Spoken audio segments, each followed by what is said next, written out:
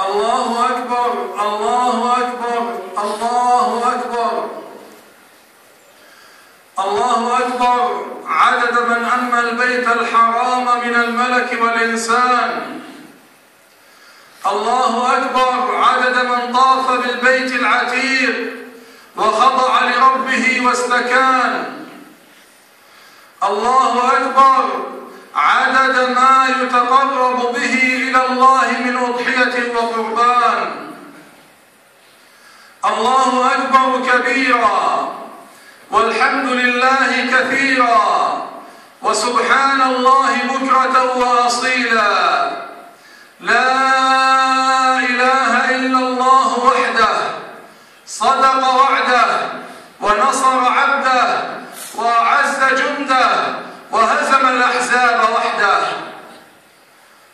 الله أكبر لا إله إلا الله وحده لا نعبد إلا إياه ولو كره الكافرون.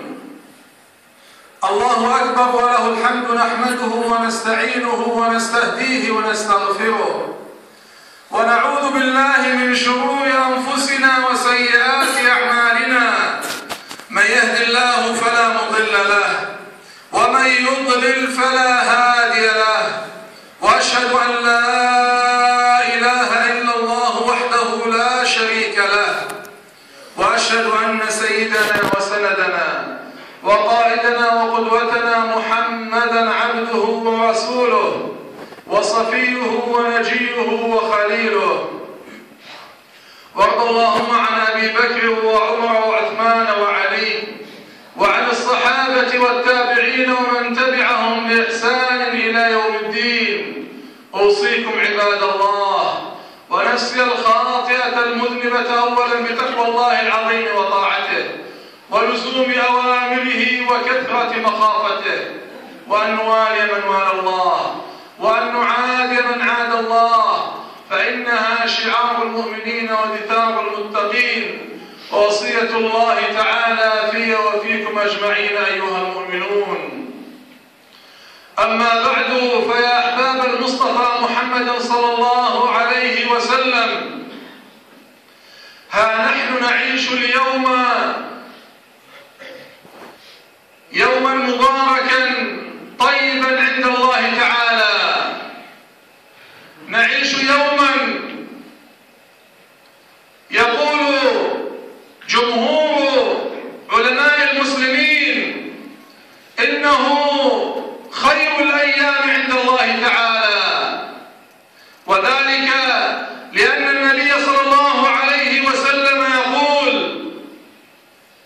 إن أفضل الأيام عند الله يوم النحر ثم يوم القر، وهذا يوم النحر. ويوم القر هو يوم غد، يوم يستقر الحجاج بمنى، فهذا يوم عظيم، يوم أعلن الله تعالى فيه البراءة من المشركين، حينما قال الله تعالى: وأذان من الله إلى الناس يوم الحج الأكبر أن الله بريء من المشركين ورسوله. هذا اليوم المبارك الذي أكمل الله تعالى به الدين، في آية نزلت على النبي صلى الله عليه وسلم. هذه الآية التي يقول أحد اليهود يقول لعمر بن الخطاب رضي الله عنه وأرضاه، يقول له: نزلت عليكم آية، لو نزلت علينا معشر اليهود لاتخذنا ذلك اليوم عيدا. قال: ما هي هذه الآية؟ قال: اليوم أكملت لكم دينكم وأتممت عليكم نعمتي ورضيت لكم الإسلام دينا. فقال عمر بن الخطاب رضي الله عنه وأرضاه: والله إني لا أعلم أين نزلت هذه الآية ومتى نزلت. فنحن نعيش هذا اليوم المبارك، وكنا بالأمس قد عشنا يوما مباركا آخر وهو يوم عرفة.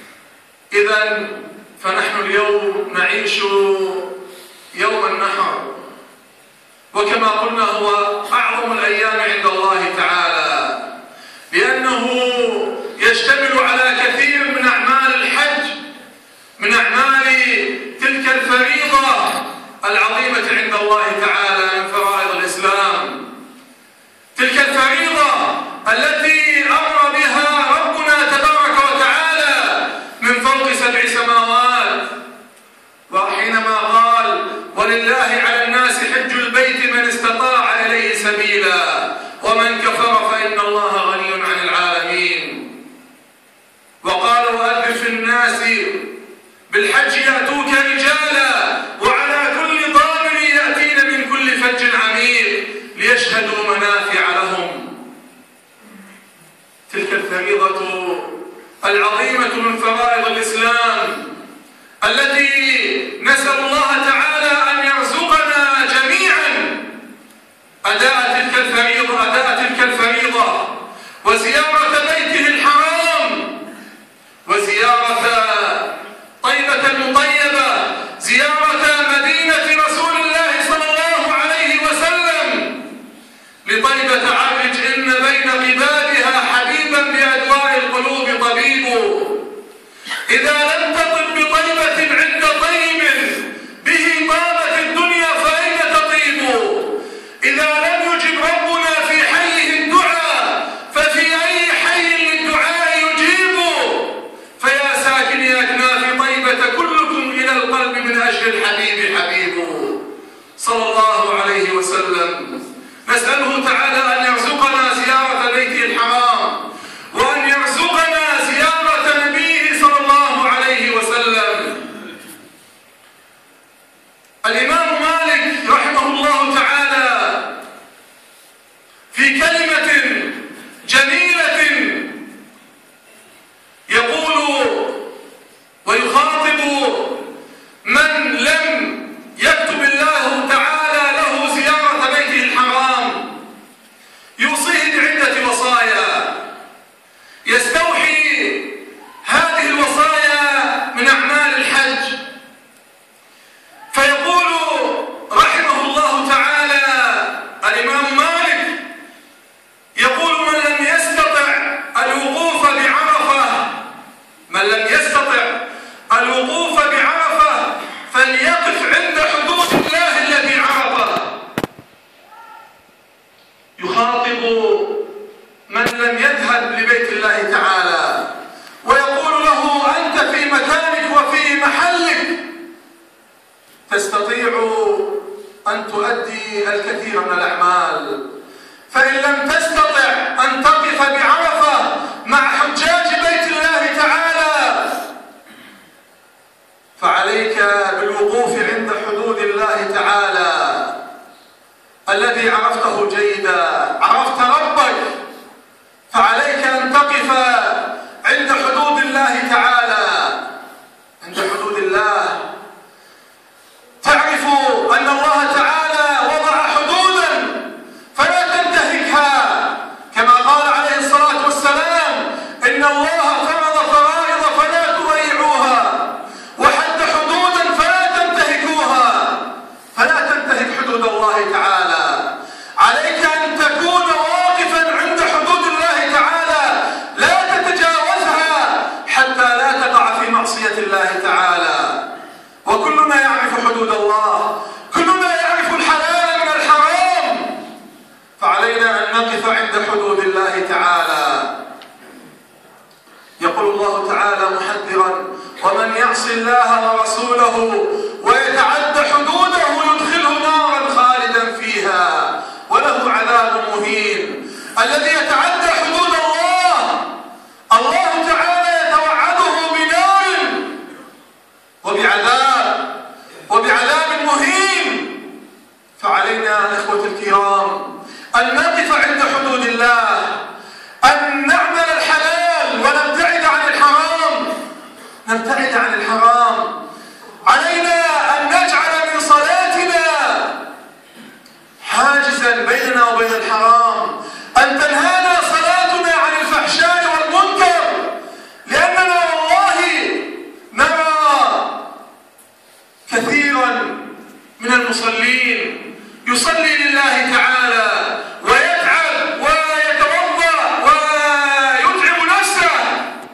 لله تعالى، لكن صلاته لا تنهاه عن الفحشاء والمنكر.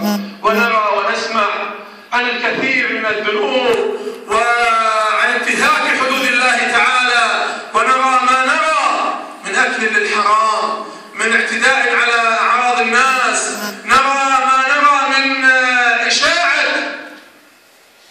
الفوضى وإشاعة الفتن بين الناس، مع أننا جميعا مسلمون ونقول لا إله إلا الله محمد رسول الله ونعلم حدود الله تعالى، لكن والله العلم وحده لا يكفي أخي المسلم. إن كنت تريد أن تكون أيامك كلها عيادا فلتقف عند حدود الله تعالى. يوم لا نعصي الله تعالى فذلك عيدنا، يقول أحد الصالحين.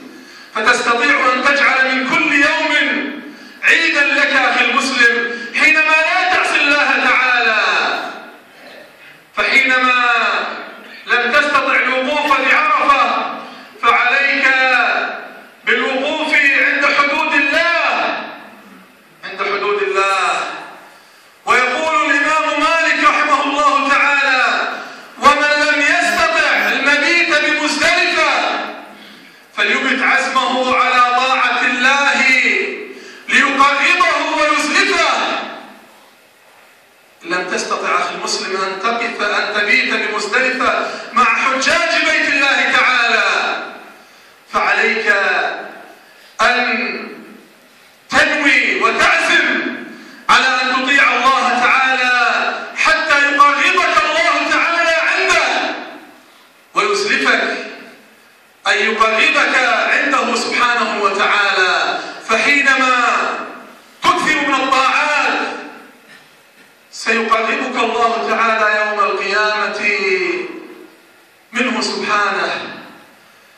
فهو القائل في الحديث القدسي، أو كما قال عليه الصلاة والسلام: إن أقربكم مني مجلسا يوم القيامة أحاسنكم أخلاقا، الموطئون أكنافا، الذين يألفون ويؤلفون، أقرب الناس عند النبي صلى الله عليه وسلم. فحينما تقبل على طاعة الله تعالى الله تعالى يقربك من نبيه صلى الله عليه وسلم ويقربك منه سبحانه.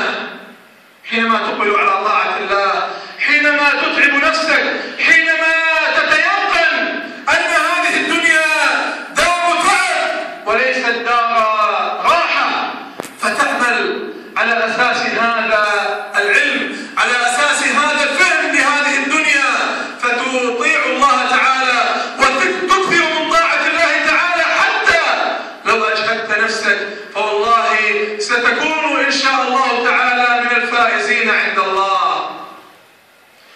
ومن لم يستطع المبيت بمزدلفة فليبت عزمه على طاعة الله ليقربه ويزلفه. وإن لم تستطع ولم تقدر فإن لم يقدر على ذبح هديه بمنى فليذبح هواه هنا لينال به المنى. من لم يقدر على ذبح هديه بمنى مع حجاج بيت الله تعالى فليذبح هواه هنا كي ينال به المنى.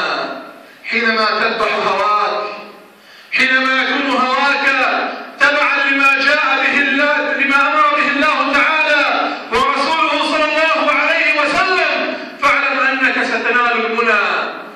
اما حينما تفعل ما يامرك به هواك حتى لو كان معصيه لله تعالى فاعلم انك بعيد عن الله، واعلم انك من الخاسرين.